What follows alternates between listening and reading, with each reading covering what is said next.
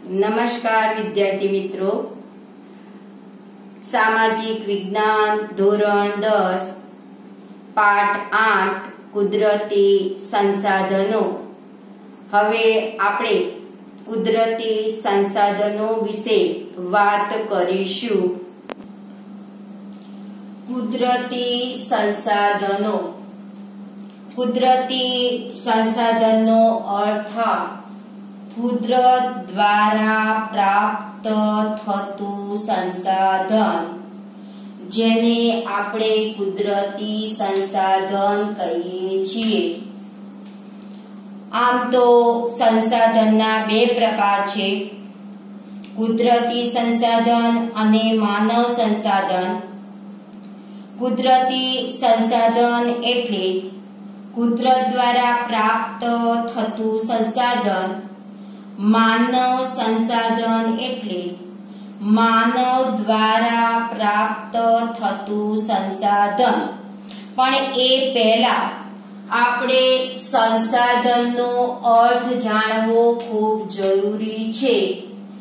સંસાધનનો અર્થ થાય જે વસ્તુ પર માનવી આશ્રિત કે આધારિત હોય, જેનાથી માનવીની જરૂરિયાતો પૂરી થતી હોય અને માનવી પાસે તેનો ઉપભોગ કરવાની શારીરિક કે બૌદ્ધિક ક્ષમતા અથવા કોઈ વસ્તુ પર માનવીની જરૂરિયાતો પૂરી કરવા ઉપયોગમાં લેવાય ત્યારે તેને સંસાધન કહેવાય.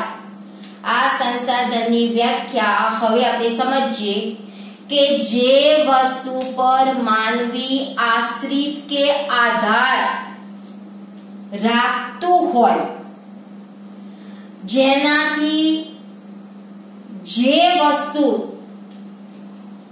એને સંસાધનમાં મળે છે એ સંસાધન એની જરૂરિયાતો પૂરી કરતું હોય અને માનવી પાસે તેનો ઉપભોગ કરવાની શારીરિક અને બૌદ્ધિક ક્ષમતા હોય, એટલે કે શારીરિક અને બુદ્ધિનો એ ઉપયોગ કરી અને એ સંસાધનનો એ સારી રીતે જરૂરિયાત મુજબ તે પૂરી કરી શકતો હોય અથવા એ પોતે ઉપયોગમાં લેતો હોય તો તેને આપણે સંસાધન કહેવાય.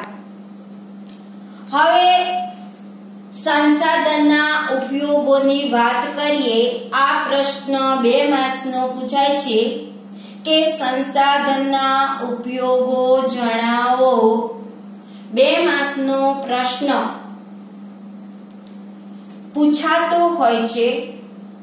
હવે સંસાધનના ઉપયોગોની વાત કરીએ તો સંસાધનના ઉપયોગો 3 છે. એક, સંસાધન ખોરાક તરીકે. 2, સંસાધન કાચા માલ તરીકે. અને 3, સંસાધન શક્તિ સંસાધન તરીકે.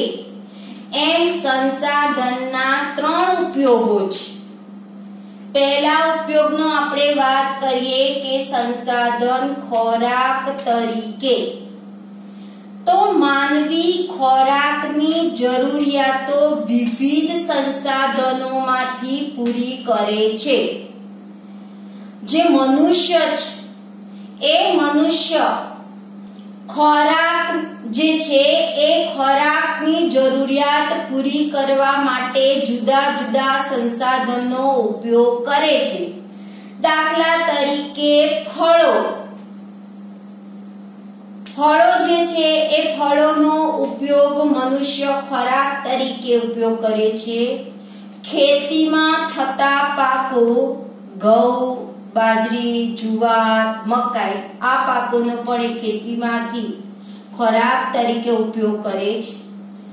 ત્રીજું, આપણા જે પાલતુ પ્રાણીઓ છે આ પાલતુ પ્રાણીઓનું જે દૂધ છે એ દૂધ અને દૂધની બનાવટો, જે દૂધમાંથી જુદી જુદી વસ્તુઓ બનાવવામાં એનો ઉપયોગ થાય છે તે માંસ, જળાશયોમાંથી મળતા માછલા, મધમાખીમાંથી મળતું મધ વગેરે ચીજોનો મનુષ્ય ખોરાક તરીકે શું કરતો હોય છે? ઉપયોગ કરે છે. આથી આ સંસાધનનો પહેલો ઉપયોગ થયો કે જે સંસાધન ખોરાક તરીકે છે. હવે બીજા સંસાધનના ઉપયોગની વાત કરીએ તો સંસાધન કાચા માલ તરીકે. આ કેટલાક સંસાધનનો ઉપયોગ કાચા માલ તરીકે કરવામાં આવતો હોય છે, જેમ કે જંગલોમાંથી મળતી ચીજો. આપણને જંગલોમાંથી લાકડું જેવું કે લાખ, રાળ, ગુંદર, મધ, ઔષધિ જેવી વસ્તુઓ આપણને મળી છે તે વસ્તુઓ. બીજું, ખેતીમાંથી પ્રાપ્ત થતી ચીજો. ખેતીમાંથી આપણને કાચા માલ તરીકે તમે કપાસનું વાવેતર કરો તો કપાસમાંથી કાચા માલ તરીકે આપણને રૂ મળે છે અને આ રૂમાંથી આપણે કાપડ બનાવીએ છીએ. એટલે કાપડ બનાવવા માટે જે કાચા માલનો ઉપયોગ થાય છે તે રૂ આપણને ખેતીમાંથી જ પ્રાપ્ત થાય છે. ત્રીજું, પશુ દ્વારા પ્રાપ્ત થતી ચીજો. પશુ દ્વારા પ્રાપ્ત થતી એટલે કે ચામડું, માંસ, આ જે વસ્તુઓ છે એ કાચા માલ તરીકે આપણને પશુ દ્વારા પ્રાપ્ત થતું હોય છે ને એમાંથી જુદી જુદી ચીજ વસ્તુઓ બનાવવામાં આવતી હોય છે. ચોથું, ખનિજ અયસ્ક દ્વારા મળતી ચીજો. જુદા જુદા ખનિજોનો ઉપયોગ જુદા જુદા ઉદ્યોગોની અંદર કાચા માલ તરીકે એનો ઉપયોગ કરવામાં આવતો હોય છે. આમાં બધી વસ્તુઓનો ઉપયોગ ઉદ્યોગો કાચા માલ તરીકે થતો હોય છે અને એમાંથી જ તૈયાર માલ થતો હોય છે. એટલે સંસાધનનો બીજો ઉપયોગ છે સંસાધન કાચા માલ તરીકે પણ ઉપયોગી છે. ત્રીજું, સંસાધન શક્તિ સંસાધન તરીકે. કોલસો, પેટ્રોલિયમ, કુદરતી વાયુ વગેરે ઈંધણ તરીકે ઉદ્યોગ અને ઘર વપરાશમાં બળતણ તરીકે એનો ઉપયોગ કરવામાં આવે છે. એટલે કે શક્તિ સંસાધન તરીકેનો ઉપયોગ કરીએ છીએ ઘરની અંદર કોલસાનો, પેટ્રોલિયમનો, કુદરતી વાયુનો ઈંધણ અને ઘર વપરાશમાં બળતણ તરીકે ઉપયોગ કરીએ છીએ. દાખલા તરીકે સૂર્યપ્રકાશ, પવન, સમુદ્રના મોજા, જળધોધ, ભરતી અને ઓટ દ્વારા આપણને બધામાંથી આપણને શું પ્રાપ્ત થતી હોય છે? ઉર્જા. ઉર્જા એટલે કે એક પ્રકારનું શક્તિ છે જેને આપણે શક્તિ સંસાધન તરીકે આ બધા ઉદાહરણનો ઉપયોગ થતો હોય છે. એમાંથી જ આપણને ઉર્જા પ્રાપ્ત થતી હોય છે.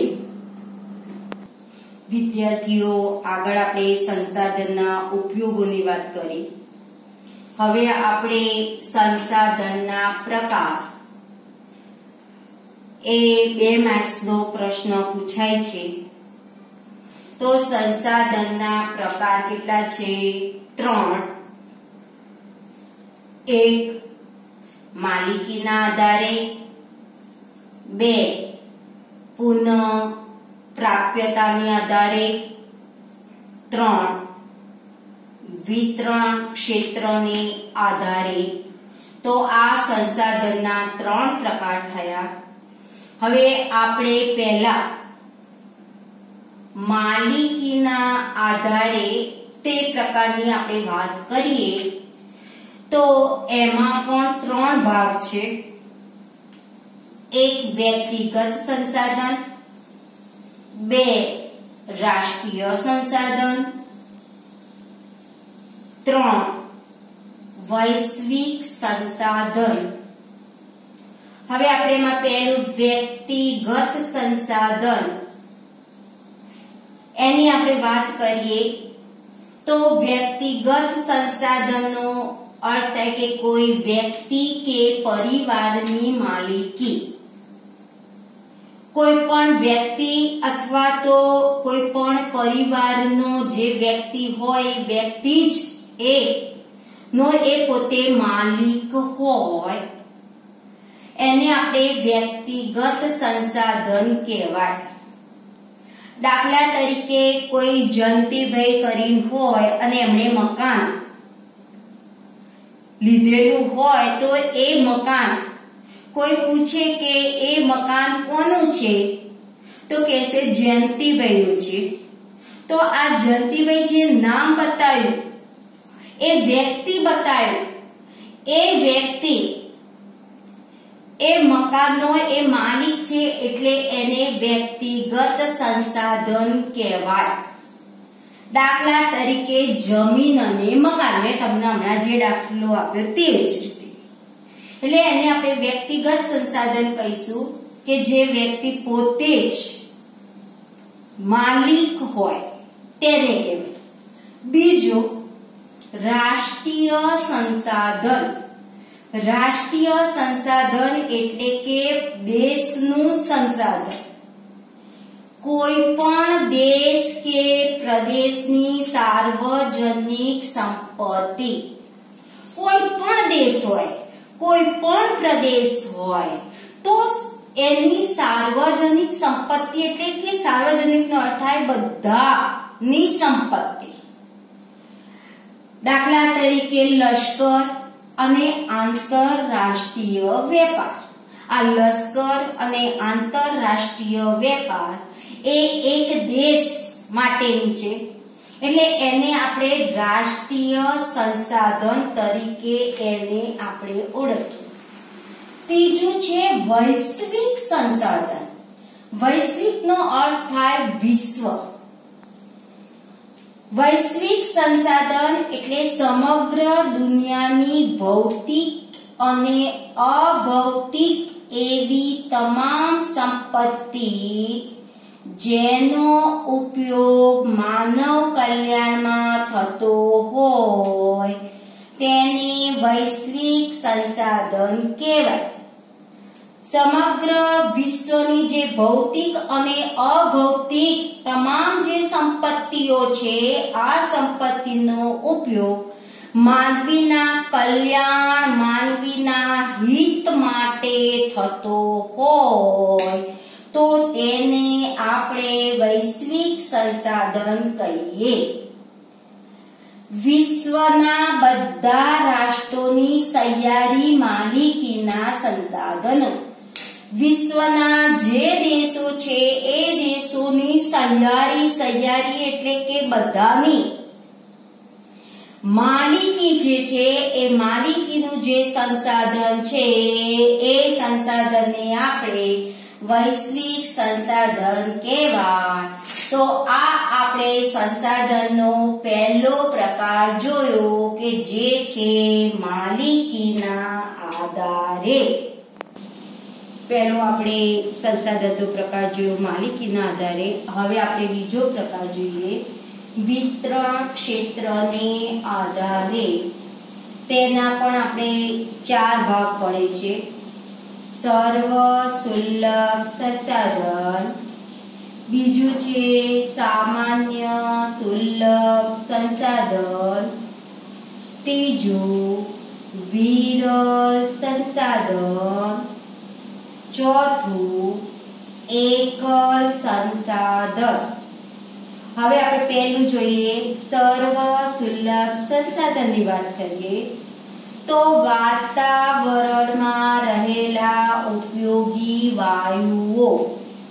વાતાવરણમાં જે આપણને ઉપયોગી થઈ પડે છે એવા જે વાયુઓ છે, દાખલા તરીકે ઓક્સિજન, નાઇટ્રોજન, એને આપણે સર્વ સુલભ સંસાધન કહીએ.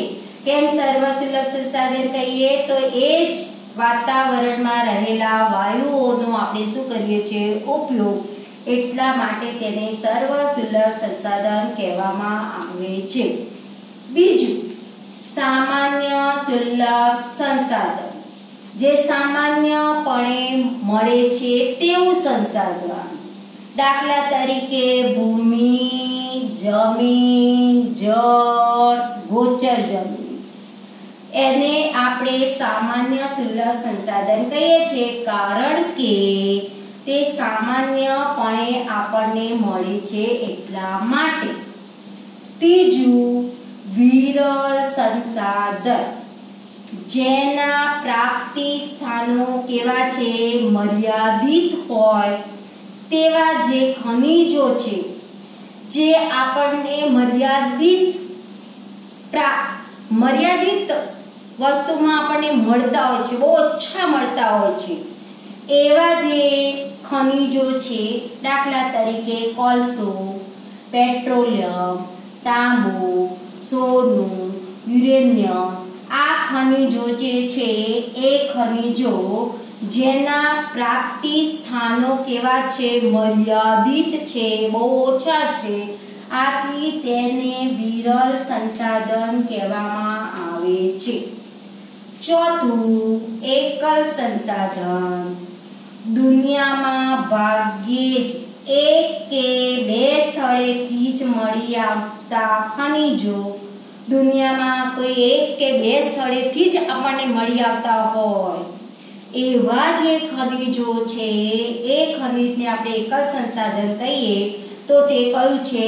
તો ક્રાયોલાઇટ ખનિજ, જે માત્ર ગ્રીનલેન્ડમાંથી જ મળી આવે છે. આ પ્રશ્ન પૂછાય છે કે દુનિયામાં ભાગ્યે એક કે બે સ્થળેથી મળી આવતું ખનિજ કયું છે? તો તમારે કયું યાદ રાખવું પડે? ક્રાયોલાઇટ આપણે યાદ રાખવું પડે. અથવા એમ પૂછાય કે દુનિયાના ભાગ્યે જ એક કે બે સ્થળેથી મળી આવતું ક્રાયોલાઇટ જે ખનિજ છે એ ખનિજ ક્યાંથી મળી આવે છે?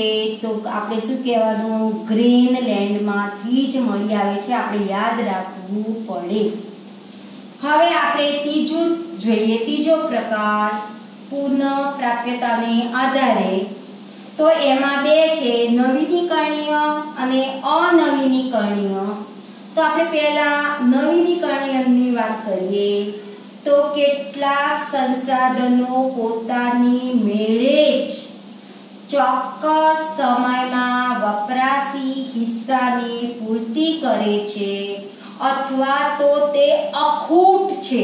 અખૂટ એટલે કે ખૂટે નહીં એવા જે છે એને આપણે નવીનીકરણીય સંસાધનો કહેવાય. કે એવા કેટલાય સંસાધનો છે કે જે પોતાની મેળે ચોક્કસ સમય થાય એટલે સમયમાં આપણને વપરાશી હિસ્સામાં આપણને મળે છે અને પાછા કેવા છે? અખૂટ છે, ખૂટે નહીં તેવા છે. દાખલા તરીકે જંગલો, સૂર્યપ્રકાશ, પશુ પક્ષીઓ, આ બધા જે છે સંસાધનો, એ સંસાધનો કેવા છે? અખૂટ, ખૂટે નહીં તેવા છે. આથી તેને કેવું સંસાધન કહેવાશે? તો નવીનીકરણીય સંસાધન કહેવાય. બીજા નંબરમાં આવશે અનવીનીકરણીય સંસાધન, કે જે સંસાધનો એકવાર વપરાયા પછી પુનઃ ઉપયોગમાં લઈ શકાતા નથી. જે સંસાધનો એકવાર વપરાઈ ગયા હોય પછી ફરી વખતે તેનો ઉપયોગ થતો નથી અથવા તો તેને ફરી બનાવી શકાતા પણ નથી અથવા તો તે નજીકના ભવિષ્યમાં તેનું પુનઃનિર્માણ પણ થતું નથી.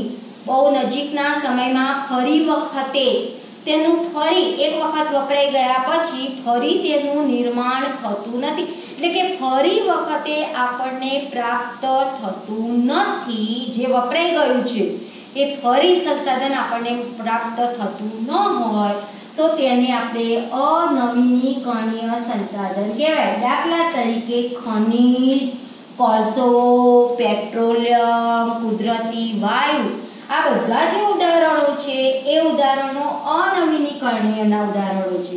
કારણ કે આ બધા જે ઉદાહરણ મેં તમને આપ્યા, કોલસો હોય, ખનિજો, કોઈ પણ ખનિજો હોય, સોનું હોય, ચાંદી હોય, લોખંડ, આ જે કોઈ ખનિજો છે એ ખનિજો હોય, પેટ્રોલિયમો હોય, કુદરતી વાયુઓ હોય, તો એ બધા એક વખત વપરાઈ જાય પછી ફરી વખતે પુનઃ એનું નિર્માણ થતું નથી. આથી એને અનવીનીકરણીય કહેવામાં આવે છે. એટલે પુનઃપ્રાપ્યતાના પણ બે ભાગ પડ્યા, નવીનીકરણીય અને અનવીનીકરણીય. નવીનીકરણીયમાં કેટલાક સંસાધનો પોતાની મેળે ચોક્કસ સમયમાં વપરાશી હિસ્સાની પૂર્તિ કરાવે છે, જે અખૂટ છે કે જે ખૂટતા નથી એની વાત કરે. અનવીનીકરણીય તો જે સંસાધનો એકવાર વપરાઈ જાય છે, એકવાર પૂરા થઈ જાય છે, વપરાઈ જતા હોય છે અને ફરી વખતે તે ફરી એ આપણને એને બનાવી શકતા પણ નથી અથવા તો તે નજીકના ભવિષ્યમાં એ આપણને પ્રાપ્ત પણ થતા નથી. આથી તેને અનવીનીકરણીય કહેવામાં આવે છે.